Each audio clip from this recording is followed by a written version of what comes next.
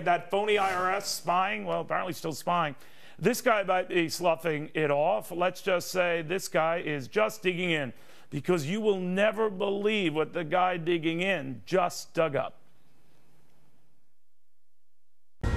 We're getting this just in, that the targeting is not out. An IRS agent confirming it. Tea Party groups slamming it. A moments away, the man releasing what he calls the proof here with it.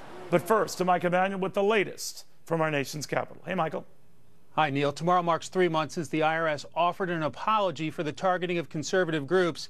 And here, months after the scandal broke, it is still taking place. House Ways and Means staffers interviewed an IRS agent last week and asked what would happen if a Tea Party group's application with no evidence of political activity was received. The agent said, quote, "At this point, I would send it to secondary screening political advocacy." The agent was asked, so you would treat a Tea Party group as a political advocacy case even if there was no evidence of political activity on the application? Is that right? The agent responds, based on my current manager's direction, Ways and Means Chairman Dave Camp calls that outrageous and says it must stop immediately. And others in Congress say this IRS investigation must go much deeper. The public deserves to know.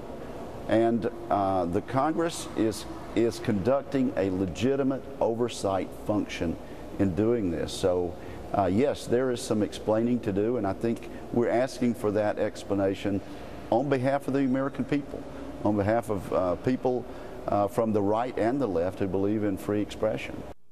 IRS officials say they have made changes. They say they want to see the full transcript of the interview to get a better sense of the context. Neil? Amazing, Michael. Thank you very much. Now on the phone, the man of the hour released that report, that interview with the IRS agent, Dave Camp, Republican chairman of the House Ways and Means Committee. Chairman, what are we to make of what the IRS is still doing then? Well, good afternoon, Neil.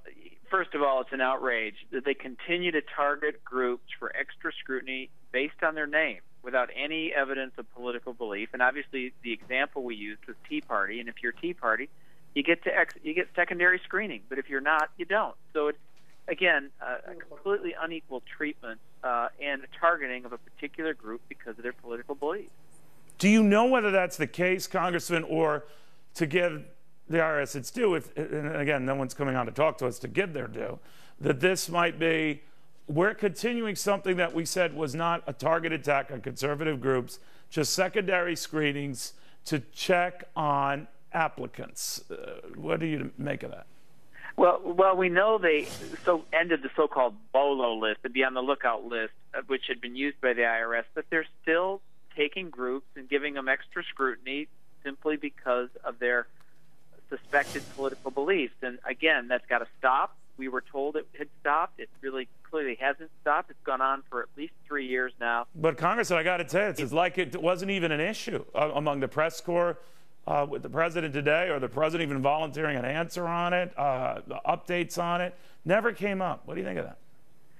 Well, look, I think the harassment, abuse, and delays that these Americans have faced over the last few years is completely unwarranted, and I think really is something that we should all be concerned about. But look, this investigation, we've only gotten about 10% of the documents. We've done about 20 interviews. There's a lot more to do, and obviously we're going to have to make sure that we build as strong a case as possible. But what we found out is, during the course of this investigation, is it's still going on.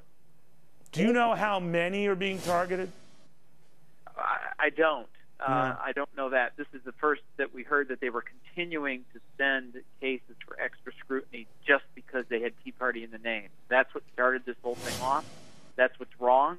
Americans shouldn't be harassed because of how they express their political views.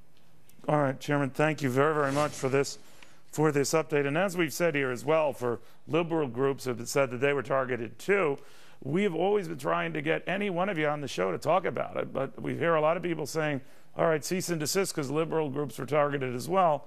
Not a one has come on, not a one. Why is that? All right, would you